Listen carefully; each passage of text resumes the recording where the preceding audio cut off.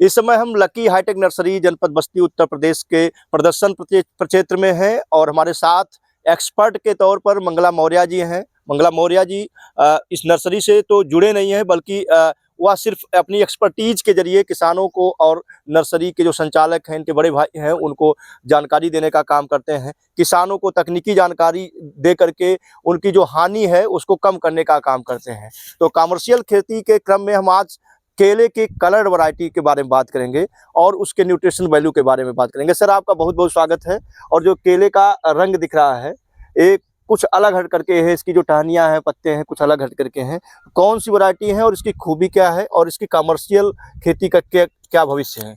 जी, ये आपका जो नॉर्मल बनाना जो मार्केट में आता है, येलो कलर लिए हुए या हरी चाल जो कहते हैं, तो हरा ही रहेगा, अंदर अपना पका रहता है। तो इसका जो आपका कलर आएगा, ये आपका रेड कलर का आएगा। जी जी। रेड कलर रहेगा तो अंदर का जो ये पल्प रहेगा, गूदा इसका, हाँ वो थोड़ा सा येलोइश कलर लिए रहेगा। जी जी। नॉर्मल का व्हाइट रहता है उतना येलोइश नहीं, इसका थोड़ा सा येलोइश ज्यादा रहेगा। जी जी। तो बाकी उसकी अपेक्षा इसमें न्यूट्रिएंट ज्यादा पाए जाते हैं, मार्केट वैल्यू इसकी ज्यादा अच्छी है। अगर मान लीजिए नॉर्मल हम लोग अगर इधर अगर ये वाले नॉर्मल बनाना की अगर हम बात करें तो मार्केट में अपने जिले में जी 40 से 50-60 रुपए दर्जन साल भर ऐसे बना रहता है। कभी शॉर्टेज रहती है, आपका जो है नवरात्रि वगैरह है और किसी तरीके का व्रत है तो 60 होने से रेट बढ़ जाता है, तो 60-70 पहुंच जाता है अच्छे केले। बाकी 50 के आसपास हमें लगता है बना रहता है। अगर इस केला का अगर हम बात करें तो जनरली नॉर्मल हम लोग छोटे मार्केट में नहीं देखने पाते हैं। इसको देखने के लिए हम लोग को महानगर ही जाना पड़ेगा। अच्छे हाइपर मार्केट हुए, किसी तरीके का जो आपका मॉल वगैरह में जो रखते हैं सब्जी और फल, F&B सेक्शन में वहाँ मिलता है। तो इसका रेट अगर वहाँ हम लोग देखते हैं तो आपका 200-300 रुपये किलो के आसपास रहता है। ये किलो में वहाँ बिकता है। जी जी। बाकी हम लोग यहाँ दर्जन के हिसाब से डजन में बिकता है। तो वहाँ पर जो आपका इस हिसाब से आपका जो नॉर्मल वेराइटीज के अपेक्षा 3 गुना तक ज्यादा आपका पैसा मिल जाता है किसानों को। अब समस्या इसका थोड़ा सा ये है कि ये आपका पकने में, पूरा फल आने में लगभग 14 महीने का समय लेता है।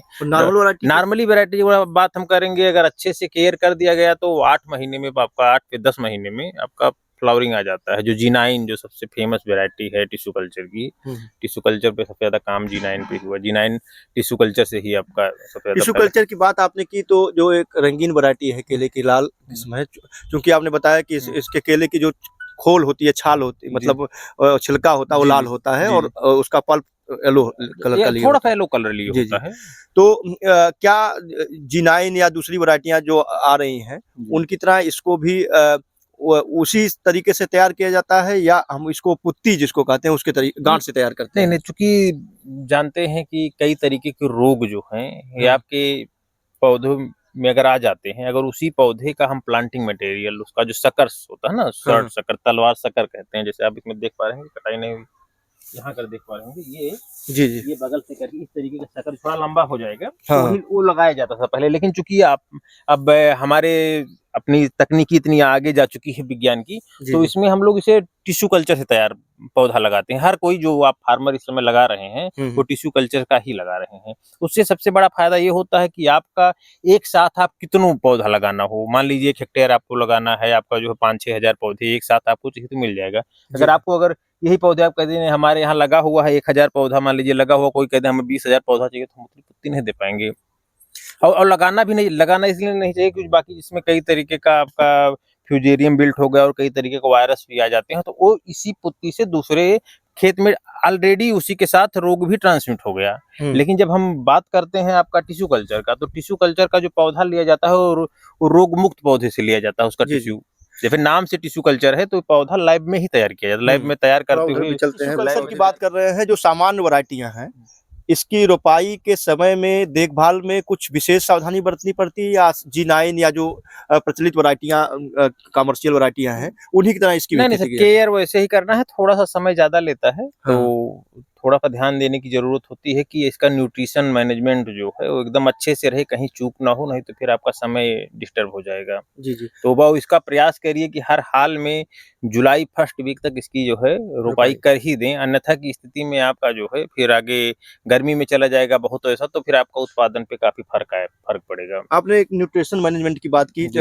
आपने एक पिछले वीडियो में बताया भी था कि इस पर खाद उर्वरक पर खास ध्यान देना पड़ता जी, है। जी। तो खाद कितना ग्राम जी। प्रति पौधा? देखिए, प्रति पौधा के हिसाब से कई तरीके का खाद दिया जाता है, उसका चार्ट अब किसी दिन हम लोग विधिवत चर्चा कर लेंगे, हम लोग चार्ट बनाए हुए हैं। बाकी और नर्सरी से जो टिश्यू कल्चर वाला हाँ, हाँ। जो लोग हैं, वो लोग अपना अलग-अलग डोज़ की, चूँकि आप ये भी जान रहे हैं, खाद में कई तरीके देना है। कुछ लोग ऑर्गेनिक की तरफ मुड़ते हैं, तो कुछ आपका गोबर की खाद से उसकी सप्लाई हो जाती है। जी, जी। इसके बाद आपका उसी में ही वर्मी कंपोस्ट बाद में कोई लोग ज़्यादा देना चाहते हैं।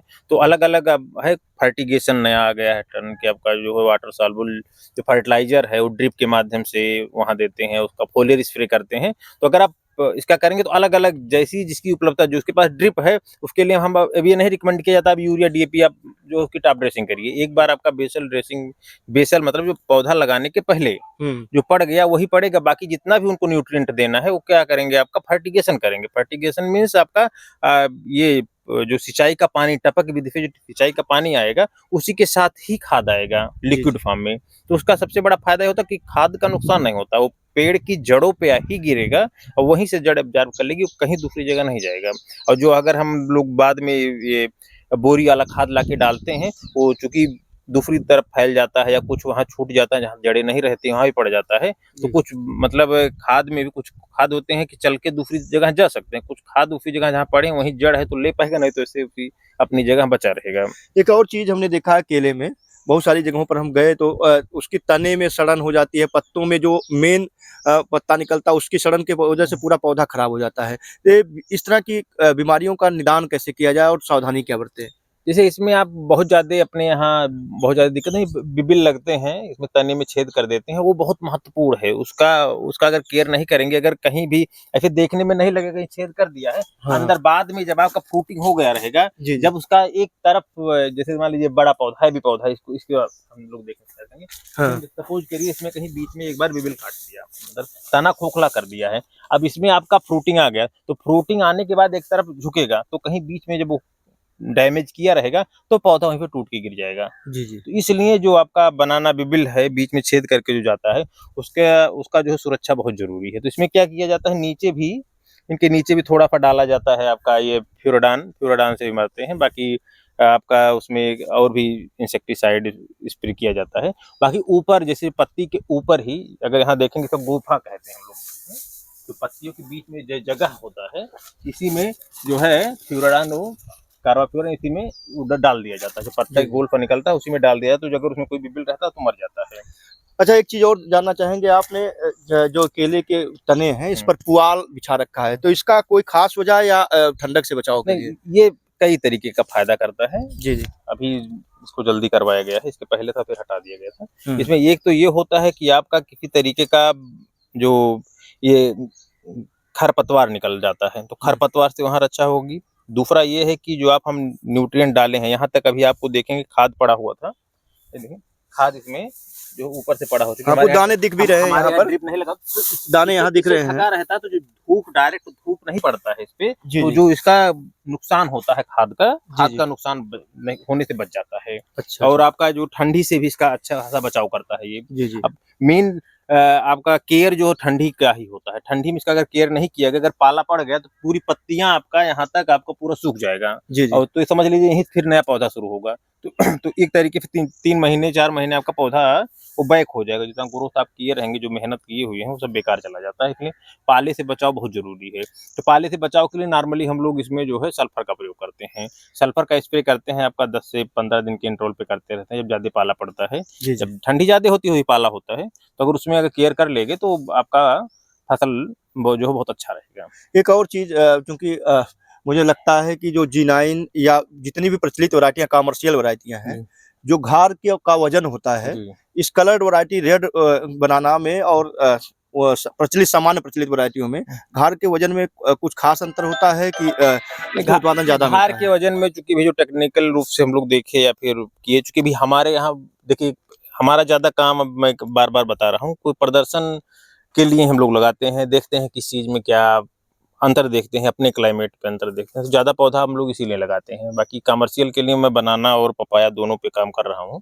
तो इसमें अगर आप देखेंगे, जो मैं देखा टोटल, वो ऑन एन एवरेज वही आता है 35 किलो के आसपास इसका जो है एक घार आता है जी, जी। इसका भी। और इसका भी चूंकि टिश्यू कल्चर का है तो यूनिफॉर्मिटी बनी रहती है, एक रूपता जी, जी। फलों में ऊपर से नीचे तक लगभग सेम रहता है। जी, जी। एक चीज़ और जानना चाहेंगे, कमर्शियल के नज़रिए से देखा जाए, तो किसान भाइयों को क्या सजेस्ट करना चाहेंगे? क्या इसकी खेती कमर्शियल लेवल पर, बड़े लेवल पर की जा सकती है? जी, कमर्शियल खेती करने के पहले आप खेती ट्रेडिशनली मान लीजिए, एक तरह की ट्रेडिशनली यही है, आपका G9 ही है जो आपका टिश्यू कल्चर का, उसका करें, उसके साथ थोड़ा-थोड़ा ये करते रहिए। ये भी कर सकते हैं, आपका सब्जी का भी जो आपका है मॉनसून प्रजाति टिश्यू कल्चर से आता है, उसका भी कर सकते हैं। थोड़ा-थोड़ा करें, फिर देखें अगर डिमांड इसकी ज़्यादा है या फिर सब चीज़ अगर मैनेज हो जा रहा है साथ में, तो इसका भी आप जो है सब्स्टिट्यूट उसका ये हो जाएगा, आप रिप्लेस कर दें। ये भी अच्छा हाँ। खासा वो जो है आपका मुनाफ़ा देगा।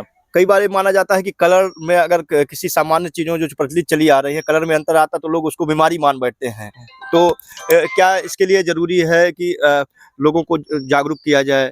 नहीं, बीमारी नहीं, आप जब आप एक तरीके से देखेंगे, इसको कोई बीमारी नहीं मानेगा। कहीं छोटा-मोटा ये केले में निकल आए तो लगेगा नहीं, कुछ अलग है, कोई तरह की समस्या आई है। बाकी बीमारी नहीं, किसी को नहीं लगेगा सर बीमारी, मेरी जानकारी से। हुँ। क्योंकि एकदम अलग लगेगा, सब लोग पसंद करेंगे और महँगा दाम दे के लोग इसे क्रय भी करना चाहेंगे। तो चलते-चलते बाज़ार में रंगीन केले या रेड केले की बात करें तो इसके न्यूट्रिशन वैल्यू की ख़ास चर्चा होती है। तो क्या सच्चाई है इसकी? जी, इसका न्यूट्रिशन वैल्यू नॉर्मली जो नॉर्मल आपका केला आता है, उससे इसमें कैलोरी ज़्यादा है। जी, जी। वो 80-85 के आसपास है, 90 जी, जी। कैलोरी होता है।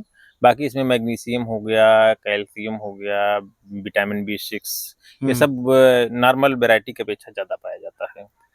तो किसान भाइयों, चलते-चलते आपका नंबर जो लकी हाईटेक नर्सरी है उसका नंबर भी, मोबाइल नंबर भी बताऊँगा, क्योंकि केले को लेकर के, प्रमोशन को लेकर के, खेती को बढ़ावा दे करके, कमर्शियल खेती को बढ़ावा देने के लिए लकी हाईटेक खास रूप से काम कर रही है। बहुत सारे किसानों के खेतों में हमने विजिट किया है। अभी इसके पहले हमने एक किसान के खेत में आपको दिखाया था कि किस तरीके से केले की खेती कर रहे हैं।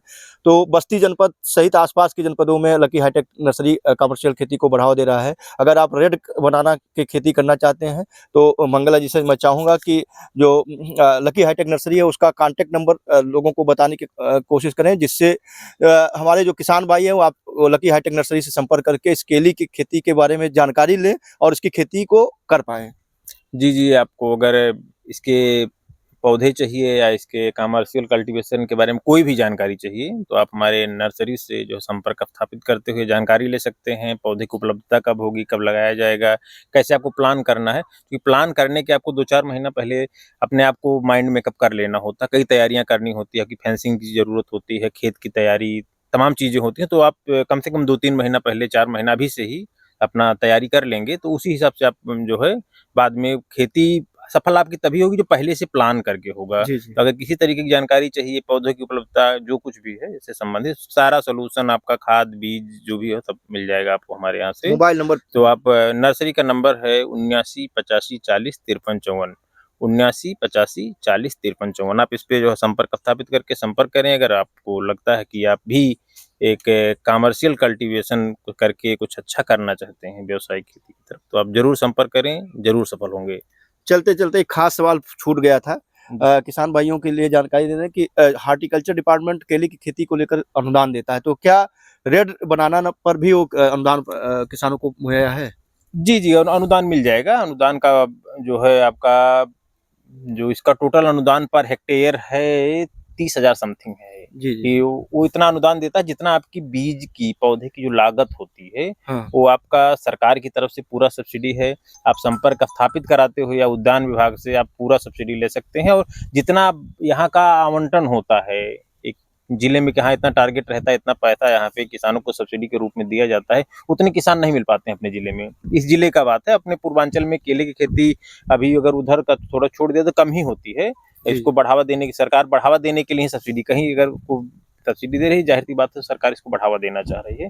तो ज़रूर आप इसका जो है केले की खेती की तरफ अगर आपको रुझान है, संपर्क स्थापित करिए। नर्सरी से आप कर सकते हैं या फिर आप उद्यान विभाग से आप संपर्क स्थापित करते हो, या आपके और कहीं नर्सरी है, अगर आपको लगता है अच्छी जानकारी मिल जाएगी, आप खेती करना चाहते हैं, ज़रूर करें। तो अभी हमारे साथ थे मंगला मौर्य जी, और जानकारी दे रहे थे रेड बनाना की कमर्शियल खेती के बारे में। उस पर उन्होंने बताया कि कैसे खेती करें, उसकी देखभाल कैसे करें। खासकर हार्टिकल्चर डिपार्टमेंट से इस पर अनुदान भी मुहैया है, और कमर्शियल खेती के लिए जो टेक्निकल नॉलेज है, जो पौधों की उपलब्धता है, उन्होंने जानकारी दिया। मोबाइल नंबर भी बताया लकी हाईटेक नर्सरी से, तो वहाँ से संपर्क करके आप इसकी खेती की शुरुआत कर सकते हैं और सामान्य केले की अपेक्षा ज़्यादा मुनाफा कमा सकते हैं।